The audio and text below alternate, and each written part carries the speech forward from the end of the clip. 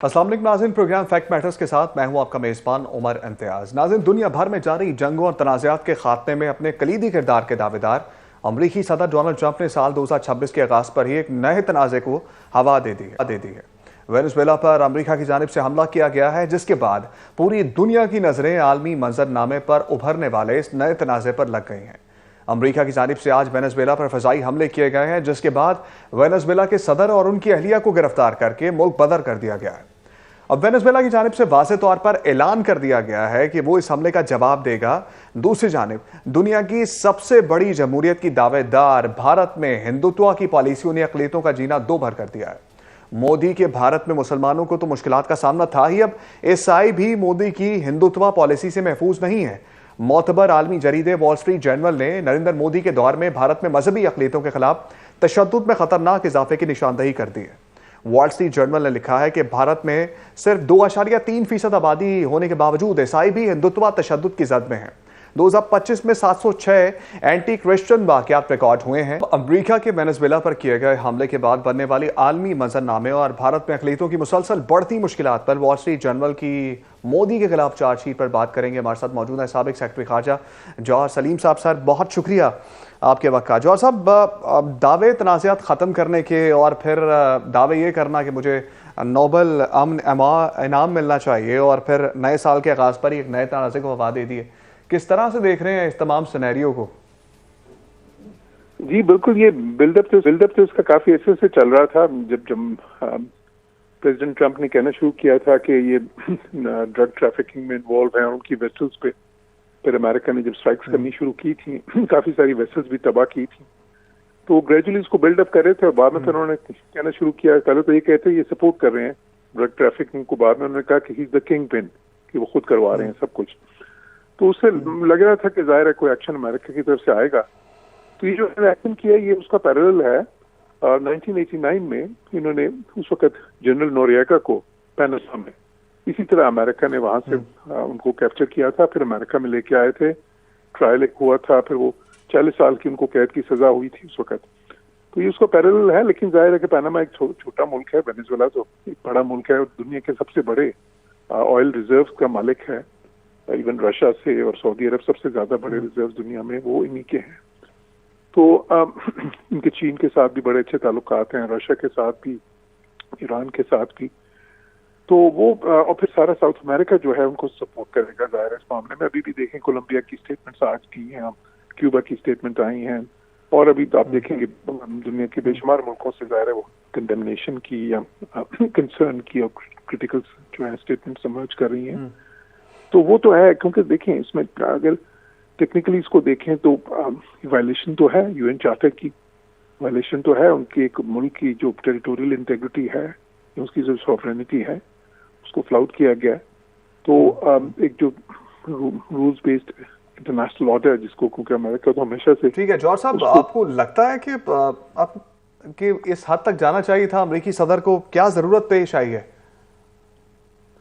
देखिए, अब उस वक्त तो ये कह रहे हैं कि 2-3 चीजें कह रहे हैं ना, जो काफी अच्छे से कह रहे थे कि एक तो खैर जो वेनेजुएला के ऑयल के इतने बड़े रिजर्व्स हैं वो जो है अमेरिका की उन पर नजर थी।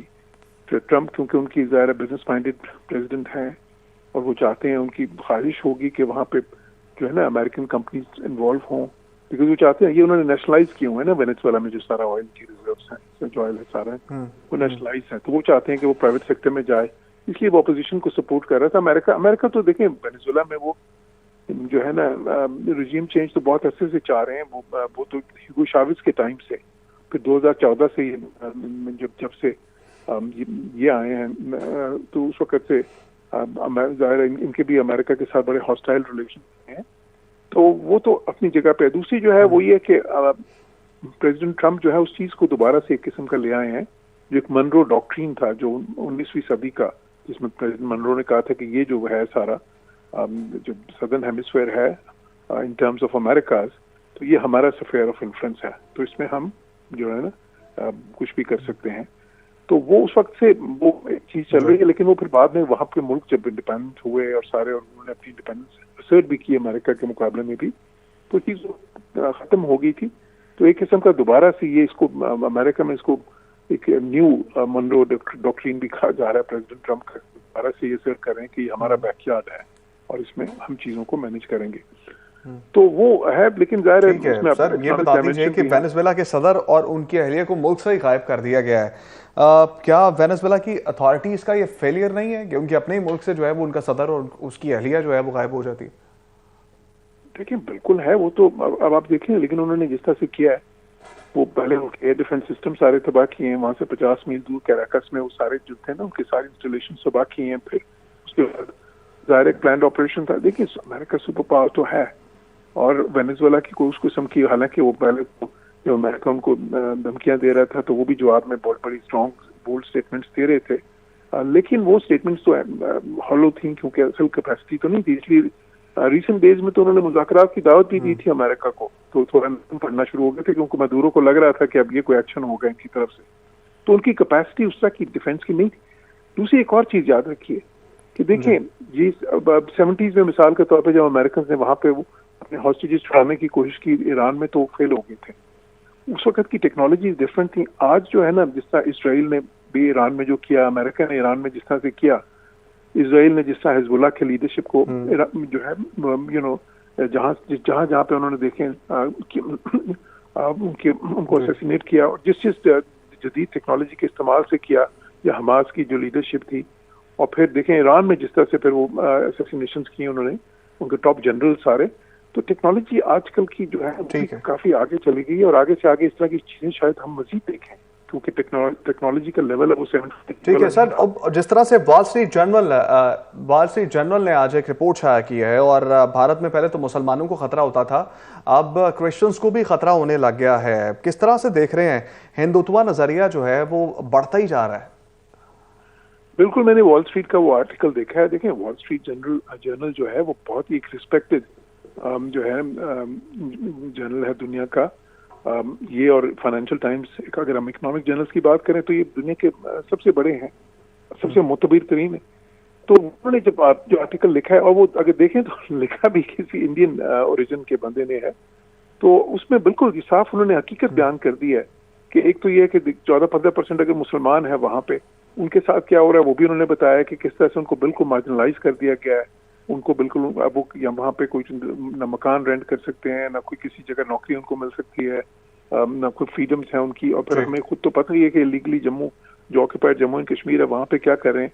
लेकिन अब साथ ही साथ अब क्रिश्चियंस पे भी, क्रिश्चियन सिर्फ कोई 2.5% है, 2.3% है इंडिया में सिर्फ, लेकिन वो भी ऑलमोस्ट 3 करोड़ से ज्यादा बन जाते हैं क्योंकि इंडिया इतना बड़ा मुल्क है। तो उनके चर्चेस के ऊपर हमले हो रहे हैं। उनके देखिए कि इंडिया की जो सबसे बड़ी स्टेट है यूपी। ठीक है सर, अब जॉर्ज साहब जाते जाते ये बता दीजिए कि मोदी की हिंदुत्व पॉलिसी जो है वो खित्ते के लिए कितनी खतरनाक साबित हो सकती है आने वाले वक्त में? बहुत ज्यादा खतरनाक साबित होगी, क्या हो चुकी है ऑलरेडी। देखें ये जो इनकी एग्रेशन थी पाकिस्तान के खिलाफ जारियत थी, उसी पॉलिसी का मजहर थी। यही पॉलिसी थी जो जिसके तहत वो जो है ना बाकी साउथ एशिया को जो है अपना क्लाइंट स्टेट्स बनाना चाहते थे। बांग्लादेश में जो उन्होंने किया, बाकी मुल्कों में किया, और वो सारा फ्लॉप भी हुआ। काफी मुल्कों में उनका पाकिस्तान जारियत भी उनकी बहुत बुरी तरह नाकाम हुई। लेकिन वो पॉलिसी जो थी, और हिंदुस्तान के अंदर वो क्या चाहते हैं, वो एक हिंदू राष्ट्र उसको बनाना चाहते हैं जहाँ पे कोई दूसरे रहते ही ना हो। वो तो क्या कहते हैं कि जी कन्वर्ट कर जाए वापस, जो है ना, वो तो मुसलमानों को ये कहते हैं कि आप तो ज्यादातर कन्वर्टेड लोग हैं तो वापस कन्वर्ट कर जाएं। वो क्रिश्चियंस को भी यही कहते हैं, दूसरों को भी यही कहते हैं। और फिर देखें वो तो अपने खुद हिंदुओं को, जो उनकी जो जिनको वो सो कॉल्ड निचली जात के हिंदू कहते हैं, या दलित हैं, या इस तरह के जो लोअर कास्ट हैं, हालांकि हमें तो किसी को लोअर कास्ट, हम इस्लाम में तो कोई ऐसी चीज ही नहीं है। तो हिंदू तो उनका तो एक सिस्टम है, तो उनको भी उनके साथ भी यही सलूक करना चाहते हैं। तो वो अब देखिए पार्लियामेंट में अखंड भारत का इस वक्त नक्शा उन्होंने दोबारा से लगा दिया, जिसके तहत पूरा साउथ एशिया ही उनके जो है ना उस भारत के ख्वाब का हिस्सा है, अखंड भारत के ख्वाब का। तो जाहिर इंस्टेबिलिटी तो जितने हुकूमत है क्षेत्र में इंस्टेबिलिटी रहेगी। ठीक है, हिंदुत्व नजरिए को रोकना चाहिए। मुज़ाकरात और एहतजाज के दरमियान उलझी सियासत का ऊंट किस करवट बैठेगा, और दीगर सियासी जो मामलात हैं उस पर गुफ्तगू करने के लिए कुछ सियासी मेहमान हमारे साथ मौजूद हैं। पाकिस्तान मुस्लिम लीग नून से अली गौहर बलोच साहब हमारे साथ मौजूद हैं, रहनुमा पाकिस्तान पीपल्स पार्टी मिर्जा इख्तियार बेग साहब हमारे साथ मौजूद हैं, और रहनुमा पाकिस्तान तहरीक इंसाफ नियाजुल्लाह नियाजी साहब हमारे साथ मौजूद हैं। और सबसे पहले गुफ्तगू का आगाज़ करेंगे रहनुमा पाकिस्तान पीपल्स पार्टी मिर्जा इख्तियार बेग साहब से। मिर्जा साहब, इत्तेहादी हैं आप मुस्लिम लीग नून के, और वफाक में भी जो है वो मामलात मिलजुल के कुछ चल रहे हैं, और मुज़ाकरात की जिस तरह से बात हो रही है और पीपल्स पार्टी का किरदार इसके अंदर इंतहाई अहम समझा जा रहा है, क्योंकि एक तरफ जो है मुस्लिम लीग नून जो है वो कहती है मुज़ाकरात करने हैं, पीटीआई कहती है मुज़ाकरात नहीं करने। क्या किरदार अदा करेगी पाकिस्तान पीपल्स पार्टी? देखिए, अभी खुदा बख्श में जलसा था बेनज़ीर शहीद बेनज़ीर भुट्टो साहिबा की बरसी पे। मैं भी वहाँ था स्टेज पे। बिलावल भुट्टो जरदारी साहब ने बड़ा वाज़ेह एक बयान दिया कि सियासी इस्तेकाम 2 साल हो गए नहीं नजर आया कहीं पे, और माशी इस्तेकाम के लिए सियासी इस्तेकाम अशद जरूरी है, और उसके लिए डायलॉग बातचीत शुरू करें। और उसमें मफाहमत का बादशाह जो है जरदारी साहब, जो हमेशा अब तक अगर आप हिस्ट्री उठा के देखें तो उन्होंने एक अहम किरदार अदा करा है, उनको इसमें शामिल किया जाए और मफाहमत की बुनियाद पे बैठ के कन्विंस और गेट कन्विंस बुनियाद पे मुज़ाकरात किए जाए। तो पीपल्स पार्टी तो मुज़ाकरात की हामी है, पीपल्स पार्टी तो चाहती है कि डायलॉग हो, पीपल्स पार्टी सपोर्ट करने को तैयार है। और वो हमारे जो प्रेसिडेंट हैं जरदारी साहब को की खदमात हमने ऑफर करेंगे। लेकिन मसला ये है कि अपोजिशन में और हुकूमत में ट्रस्ट नहीं है, जीरो ट्रस्ट है, जीरो। तो जहां पे एतबार नहीं है, जहां पे ट्रस्ट लैकिंग है, तो वहां पे एक दूसरे पे एतबार नहीं करने को तैयार है कोई। यही वजह है कि वो कहते हैं कि हम मुज़ाकरात करेंगे, लेकिन पहले हमारे की फिगर जो हैं, जो अहम शख्सियात हैं जिनको जेल किया हुआ सजा दी हुई है, उनको आप छोड़ें, उनको रिलीज करें। और हमने कहते हैं कि नहीं जी, ये कोई कंडीशनल मुज़ाकरात में हम नहीं इंटरेस्टेड है, अनकंडीशनल मुज़ाकरात हों। आप मुज़ाकरात में ये तमाम चीजें डिस्कस करें जो आप मांग रहे हैं अभी, और वहां पे अगर उसका रूम बनता है, स्पेस बनती है, तो वो बिल्कुल वहां पे इसको बहस किया जा सकता है। तो ये पहली चीज तो मैं जो ठीक है। चाहूंगा आपके सवाल की कि एक दूसरे पे ट्रस्ट एतबार एतमाद करें, उन लोगों को डालें जिन पे ट्रस्ट किया जा सकता है, ट्रस्ट और और पीपल्स एतबार होना पार्टी का चाहिए। न्यूट्रल न्याजी साहब, रोल। अब बात कुछ इस तरह से है कि राना सनाउल्लाह साहब ने बारहा ये बात बोली है कि 5 बड़ों को मुज़ाकरात का हिस्सा बना लेते हैं, 5 बड़ों से बात कर लेते हैं, जिसमें बानी पीटीआई का नाम भी लिया है। बाद में उन्होंने एक बात ये भी की एक प्रोग्राम में बैठ कर के बानी पीटीआई ही नहीं चाहते हैं कि मुज़ाकरात हों, और बाहर बैठे लोग हालांकि चाह रहे हैं कि मुज़ाकरात होने चाहिए। फिर अलीमा खान का बयान आपके सामने है, तो क्या वाकई बानी पीटीआई नहीं चाह रहे, उनकी बहनें भी नहीं चाह रही हैं, उनसे जुड़े लोग भी नहीं चाह रहे हैं कि मुज़ाकरात हों? देखिए उमर साहब, एक सबसे पहले तो मिर्ज़ा अख्तियार साहब बेग साहब ने जो बात की, मैं उनकी बात को आगे बढ़ाना चाहता हूँ कि उन्होंने ठीक कहा कि जहाँ पॉलिटिकल इंस्टेबिलिटी होती है वहाँ आप कोई ना मुआशी इस्तेहकाम आ सकता है, ना मुल्क आगे चल सकता है। यानी एक बात एडमिटेड है कि पॉलिटिकल इंस्टेबिलिटी है, अदम इस्तेहकाम है सियासी। और ये किसने पैदा किया? हमने तो नहीं किया। ये 8 फरवरी 2024 के इलेक्शन में जिस तरीके से इलेक्शन हुआ, ये इसके ज़िम्मेदार कौन है? क्या इलेक्शन कमीशन ऑफ पाकिस्तान ने आर्टिकल 218(3) के तहत फ्री फेयर इलेक्शन कराया? तो उस इस्तेहकाम के बाद क्या हुआ, ये आज तक बता दें कि मुल्क में कोई सरमायाकारी हुई, कोई मुल्क में मुआशी इस्तेहकाम आया? अगर इनके लीडर ने कहा है तो ये बात बिल्कुल ठीक है, और ये इनको सोचना चाहिए कि वो पार्टी पाकिस्तान की लार्जेस्ट पार्टी जिसने न सिर्फ पंजाब से 4 सूबों से उन्होंने वोट लिए, एक सूबे में हुकूमत बनाई, एक सूबे में पंजाब में इनके पास टोटल 9 सीटें हैं, 9 सीटों पे ये फेडरल में हुकूमत कर रहे हैं, और ये तो इनकी पैदा करदा है। आ जाएं जो उसके मुज़ाकरात पे, मुज़ाकरात की बात करते हैं, मुज़ाकरात की बात करते हैं।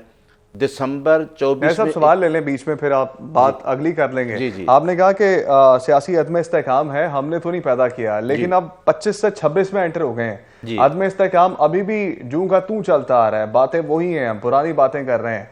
तो अब इसको ठीक किसने करना है? अगर आपने पैदा नहीं किया तो 3 बड़ी जमातें हैं, 3 बड़ी जमात 2 कह रही हैं मुज़ाकरात कर लें, तीसरी क्यों नहीं इस पर आ रही है? पहल कर लें आप। इसी बात को मैं बता रहा था, मैं उसी तरफ आ रहा था कि एक दफ़ा दिसंबर 2024 में बात हुई, फिर हुई जनवरी 2025 में मुज़ाकरात की बात, उसको इग्नोर किया गया। बात हुई, पिछले साल भी हुई और 25 के शुरू में भी हुई। अभी 8 फरवरी का जो हम कह रहे हैं कि जी 8 फरवरी को एक पुरअमन एहतजाज होगा, जिस तरीके से मैंडेट चुराया गया। अब इनको मुज़ाकरात की ये बात कर रहे हैं। मैंडेट टोटली 2 आदमी के पास खान साहब ने दिया है, महमूद अचकज़ई साहब और अलामा नासिर साहब। इमरान खान ने कहा है कि आप अगर नेशनल इंटरेस्ट में बात करें, मुल्की मफादात में, या जो भी बात करेंगे, ये 2 हमारे जो लीडर हैं अचकज़ई साहब और अलामा नासिर साहब ये बात करेंगे। आप इमरान खान को वैसे हाई कोर्ट के लार्जर बैंक के फैसले के बावजूद उसको मिलने नहीं देते, उससे मुलाकातें बंद हैं, 4-5 हफ्ते से उनकी फैमिली नहीं मिल सकी। तो इधर साथ आप मुज़ाकरात की बात भी करते हैं, साथ उसी दिन इमरान खान को 17 ठीक साल है। सज़ा भी देते हैं। और ये कौन से मुज़ाकरात हैं? जहनी मुराद है कि अभी 8 ठीक है। फरवरी के जो हम स्ट्रीट पर जो लोगों को मोटिवेट कर रहे हैं पुरअमन एहतजाज के लिए, उसके लिए ये बातें फिर शुरू हो गई हैं। तो मेरा ख्याल है कि मैंडेट का भी पूरा, अगर मैंडेट है तो उस आदमी के पास है, जेल में बैठा है, और जेल में रसाई मुझे भी नहीं है, मैं उनका तर्जमान हूँ, मुझे भी मुलाकात नहीं करने दी जा रही। तो ये किस तरह के मुज़ाकरात करना चाहते हैं? गोहर बलोच साहब, आपसे ये पूछना चाह रहा हूँ कि क्या वाकई जो राना सनाउल्लाह साहब ने निजी चैनल के एक प्रोग्राम में बैठ के गुफ्तगू की है कि बानी पीटीआई ही नहीं चाह रहे हैं कि मुज़ाकरात हो? हमने तो बहुत बार उनको ऑफर किया है जेल के अंदर बैठे हुए को कि हमारे साथ आएँ, डायलॉग करें, बैठें। फिर अलीमा खान के जो बयानात हैं, कितनी सदाकत है इस बात में कि वाकई नहीं चाह रहे हैं वो? बिल्कुल राना सनाउल्लाह साहब की बात बिल्कुल दुरुस्त है। देखें, इनकी जो पार्टी है वो बेशुमार धड़ों में बढ़ चुकी है। एक तरफ वो लोग हैं जो कहते हैं जी कि हम वो मुज़ाकरात के हामी हैं। दूसरी तरफ से जो ग्रुप है वो क्लेम करता है कि हमारा बानी पीटीआई से राब्ता है, और वो खुल्लम खुल्ला ऐलान करते हैं कि हम इंतशार का रास्ता अपनाएंगे, हम अमन का रास्ता हमें नहीं चाहिए और हम मुज़ाकरात नहीं चाहते। तो ये हमारी तरफ से तो नहीं है, एक्चुअली तो ये सिर्फ एक दिखावा है। असल में आज भी ये मुल्क में उसी तरह से इंतशार फैलाना चाहते हैं जिस तरह से इन्होंने 9 मई को फैलाया था। जो कुछ वाक़यात इन्होंने 9 मई को किए पाकिस्तान के अंदर, वो किसी पॉलिटिकल पार्टी ने तो इनको मशवरा नहीं दिया था कि आप जाकर जो है वो कोर कमांडर हाउस की ईंट से ईंट बजा दें, जिसको जिन्ना हाउस कहा जाता है। केपीके का रेडियो स्टेशन जो है जहाँ से पाकिस्तान बनने का ऐलान हुआ, उसको आग लगा दें। पेशावर अपना मियाँ वाली और सरगोदा की तनसीबात जो है, आप उनको आग लगा दें। तो इन्होंने तो बेशुमार मतलब है कि वो वाक़यात किए 9 मई के, और फिर उधर भी नहीं रुके। आज भी जब भी इनको मौका मिलता है तो ये केपीके हुकूमत के तमाम वसाइल लेकर वफाक के ऊपर हमलावर हो जाते हैं। ये कौन-सा सियासी तरीका है? हाँ, अलबत्ता राना सनाउल्लाह साहब ने जो मशवरा दिया है, उन्होंने यही कहा है कि जितनी भी पॉलिटिकल बड़ी पार्टीज़ हैं, उनकी बड़ी लीडरशिप अगर बैठे तो हो सकता है, वो ज़ाहिर है ना कि उससे कोई अमन का रास्ता निकल आए। उससे इन मामलात के अंदर से कोई कानून और आइन के मुताबिक रास्ता निकल आए। तो अगर ये सिंसियर ही नहीं है, आपको याद होगा कि आज से साल डेढ़ पहले भी इन्होंने यही कोशिश की थी, और ये इन्होंने मीडिया टॉक्स की कि हम मुज़ाकरात चाहते हैं। हमने इनके लिए दरवाजे खोले, मुज़ाकरात की टेबल पर बिठाया, लेकिन इनका एक ही मुतालबा था कि बानी पीटीआई को रिहा किया जाए, और उसको सोपताज करके ये खुद ही मुज़ाकरात को उठ के चले गए थे। तो ज़ाहिर है कि इनको पहले तो ये साबित करना होगा कि ये इंतशार का रास्ता छोड़ रहे हैं और पुरअमन तरीके के साथ पॉलिटिकल धारे में आना चाहते हैं।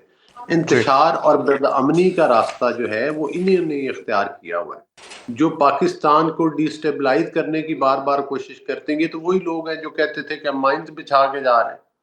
ये वही लोग हैं कि जो कहते थे पाकिस्तान के लिए श्रीलंका की मिसालें दिया करते थे कि जनाब ये श्रीलंका बनने जा रहा है पाकिस्तान। तो ज़ाहिर है कि इनका इनका एम और इनका टारगेट यही है। लेकिन अब पाकिस्तान वाक़ई सही मानों में जो कहा जाता है कि एक हार्ड स्टेट बन चुका है। तो हार्ड स्टेट का मतलब यही है कि पाकिस्तान की रेट जो है रियासत की, उसको अगर ये चैलेंज करेंगे और खिलाफ़े कानून और आईनी इक़दामात उठाएँगे, तो फिर इनको आईनी तरीके के साथ और कानूनी तरीके के साथ ठीक है। उससे रोका जाए, और उस चीज़ का, उस खिलवाड़ की तो इजाज़त नहीं दी जा सकती इनको। तो बहरहाल अगर ये ठीक है। हामी हैं इस चीज़ के, तो वो राना सनाउल्लाह साहब का मशवरा एक सियासी तरीके के साथ तो दुरुस्त है, कि फिर बड़े बैठकर जो है बड़ी पार्टीज है वो बैठकर इस पर गुफ्तो शनीद करके इसमें से कोई हल निकाल ले।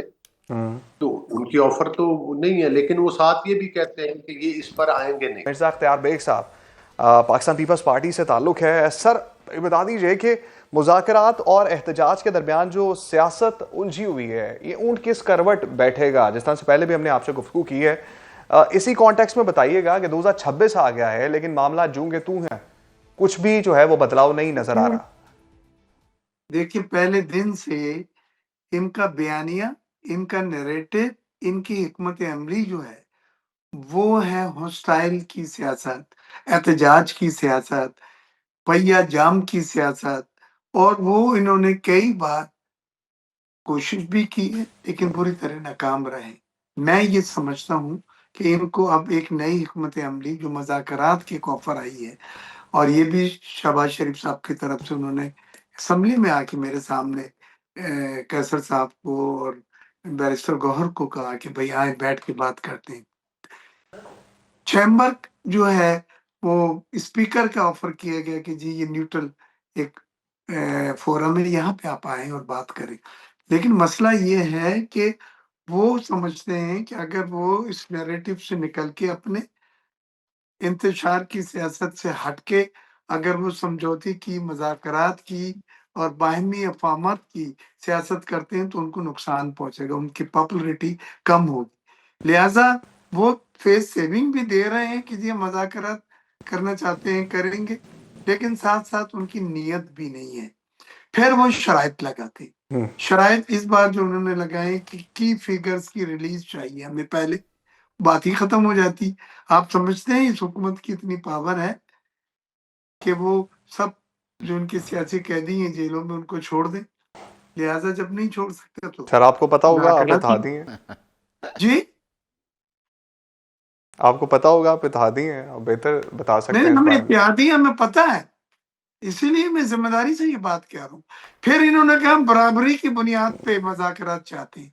और भाई बराबरी की सिर्फ़ एक जगह है और वो है वहाँ, कौमी असेंबली। वहाँ आपने हाउस को चलने नहीं देते, वहाँ एहतजाज करके स्टेज पे आप पेपर फाड़ के जो एजेंडेज़ हैं और कोरम को इनकम्प्लीट करवा के और तमाम हरबे इस्तेमाल करके आप हाउस का बिज़नेस नहीं चलने दे रहे हैं। 2 साल से तो मैं देख रहा हूँ।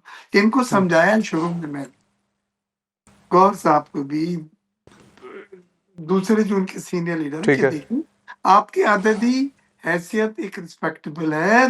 अपोज़िशन वगैरह जो इनकी उनके साथ सबको मिला के 100 के करीब नंबर बन रहे थे। आप इसको इस्तेमाल करें ठीक है। और कौमी असेंबली में आप ऐवान में कन्विंस और गेट कन्विंस बुनियाद पे इन मसाइल का हल पेश। लेकिन इन्होंने हमेशा मसाइल का हल देखें, ठीक है। लास्ट न्याजुल्लाह लास्ट न्याजी टाइम साहब, आखिरी जुमला, न्याजी जब साहब मुज़ाकरात हो रहे थे जी, तो 30 तारीख डेडलाइन थी।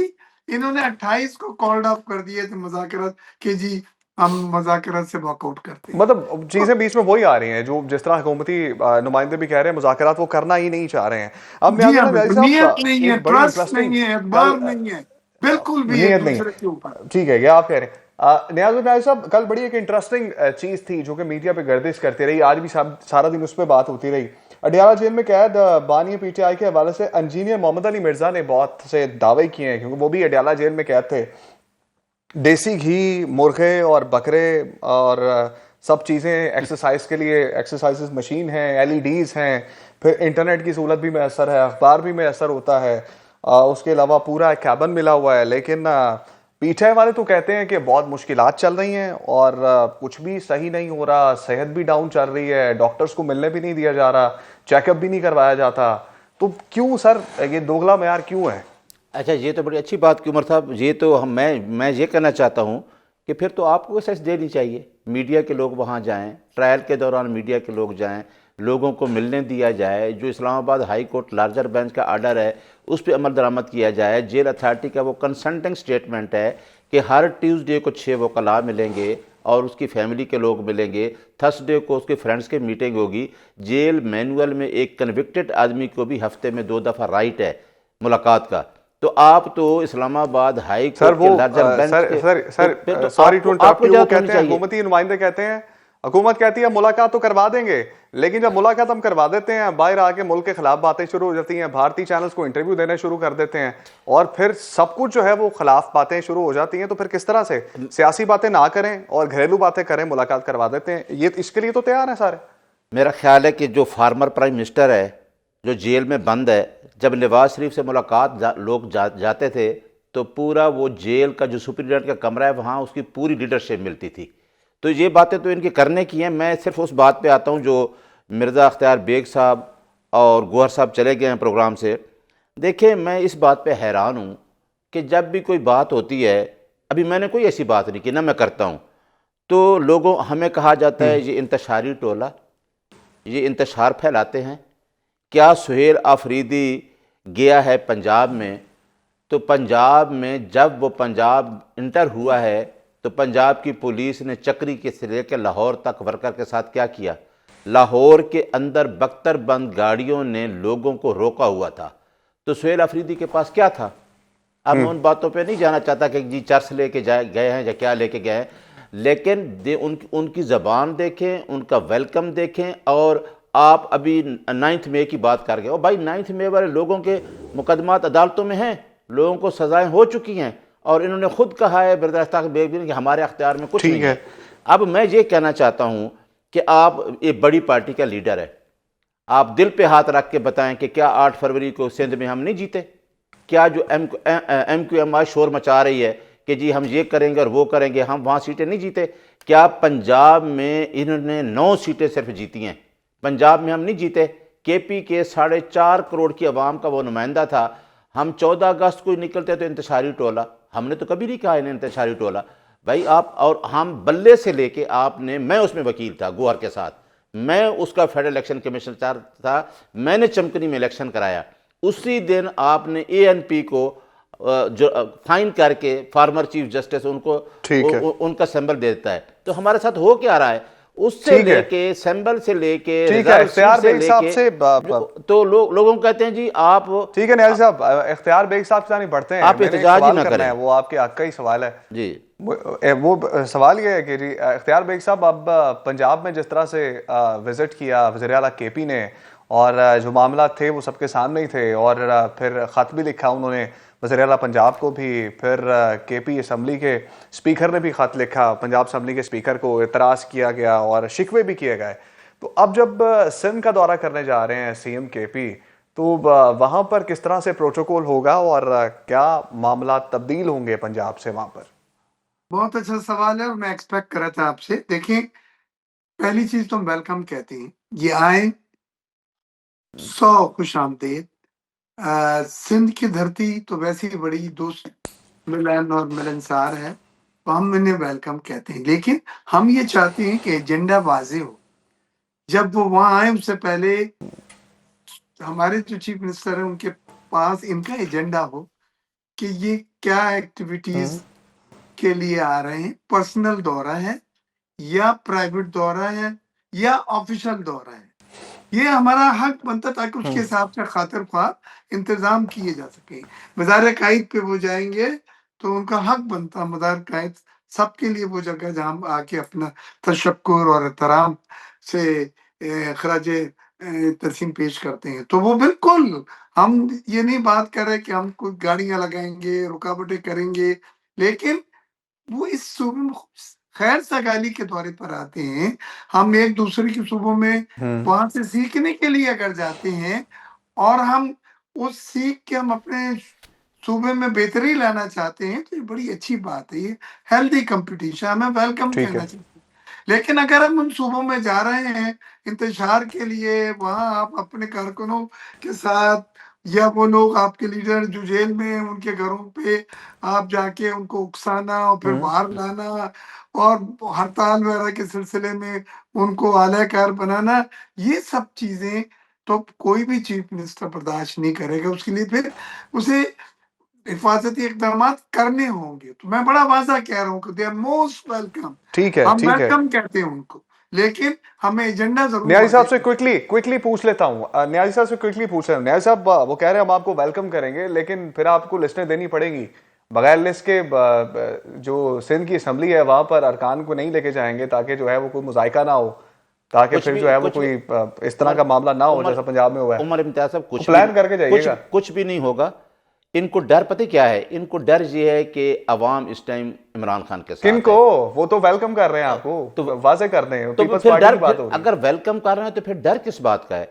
फिर ये कि कहना चाह रहे हैं कि जी वो इंतशार का लफ्ज़ बार बार कहने से क्या मकसद है? मैंने आपको बताया ना कि पंजाब में अगर सीएम गया है तो क्या इंतशार हुआ है? इंतशार किसने फैलाया है? इंतशार अगर होगा तो उधर से होगा, इनकी तरफ से नहीं होगा। भाई एक वाजे एजेंडा दे दे, मेरी उस पर आप आए, मेरी सौ वो बिस्मिल्लाह। कह रहे हैं वाजे एजेंडा दे दें, हमें लिख के दे दें कि कौन कौन आ रहा है, कहाँ कहाँ आ रहा है, कहाँ कहाँ जाना है, हम आपको वेलकम करेंगे, प्रोटोकॉल के साथ घुमाएंगे। तो आपको क्या हमारा इशू है एजेंडा देने में? पहले हमारा जनरल सेक्रेटरी भी गया है और हमारा चीफ मिनिस्टर भी जा रहा है और उस सूबे में जा रहा है जिससे हमने सीटें जीती हैं।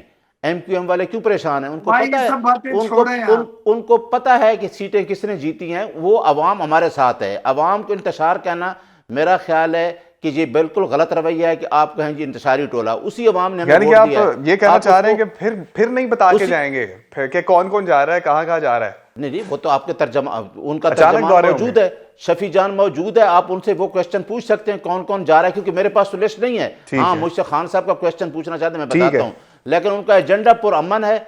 वो अवाम में जा रहे हैं क्योंकि वह उसकी अवाम, सिंध की अवाम ने क्या हमें पीटीआई को वोट दिया और पीटीआई के साथ खड़े। मिर्जा साहब, आप सारे मामला आप लोगों ने देखने हैं, वो नहीं बता रहे कुछ। और बहरहाल हमें आगे बढ़ना है। और जो आज एक और तनाज़ा खड़ा हुआ, और अमरीकी सदर डोनाल्ड ट्रंप जो अमन के दाई अपने आप को समझते हैं और नोबल अमन इनाम के लिए भी उन्होंने खुद को जो है वो कहा था कि मुझे मिलना चाहिए और मैंने इतनी जंगें रुकवाई हैं, लेकिन आज एक और जंग छेड़ दी है।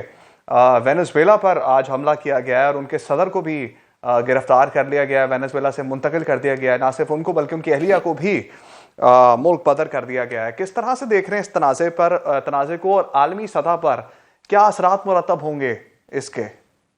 मिर्जा साहब जी देखिए, अभी तक फॉरेन ऑफिस का इस हमले पे कोई बयान, कोई स्टेटमेंट नहीं आया है। पाकिस्तान बड़ा मोहतात है और वो अपना बयान बिल्कुल देगा, अपना ऑफिशियल पोजीशन देगा।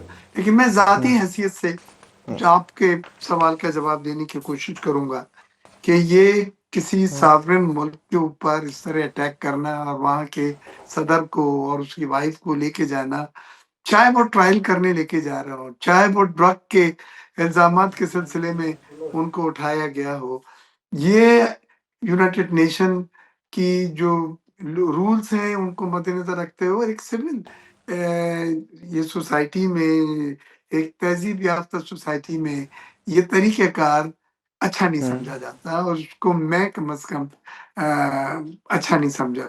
लेकिन इसमें साथ में अभी डिटेल्स आ रही हैं। अगर वो हमला चलाना चाहते हैं, वो कितना फेयर और ट्रांसपेरेंट होगा, क्या शवाहिद है उनके पास जो वो पेश करके हमें आपको इस बात पर कायल करेंगे कि जी ये ड्रग्स में मुलविस थे, वेनेजुएला से ड्रग्स आ रही थी। तो ठीक पूरी है चीजों का दायरा मिर्जा मदार साहब, उन इंफॉर्मेशन पर है, उन डॉक्यूमेंट्स पे, उन शवाहिद पे है कि जो उनको जल्द से जल्द देने चाहिए ताकि पूरी दुनिया उसमें अपनी फिर राय तो कायम सवाल कर जल्द से जल्द देने चाहिए। सारा दारोमदार उन पर है। मिर्जा अख्तियार बेग साहब आपका बहुत शुक्रिया। नियाजुल्लाह नियाजी साहब आपका बहुत शुक्रिया। ना का वक्त ख़त्म हो रहा है और सियासी अदम इस्तेहकाम उसी तरह से जूं का तू है। ना पाकिस्तान तरीके इंसाफ वाले कुछ लचक दिखा रहे हैं और ना किसी और तरफ से कुछ मामला बेहतर हो रहे हैं। हम कल आपकी खिदमत में दोबारा हाजिर होंगे। मुझे इजाज़त दीजिए। अल्लाह ने के बाद।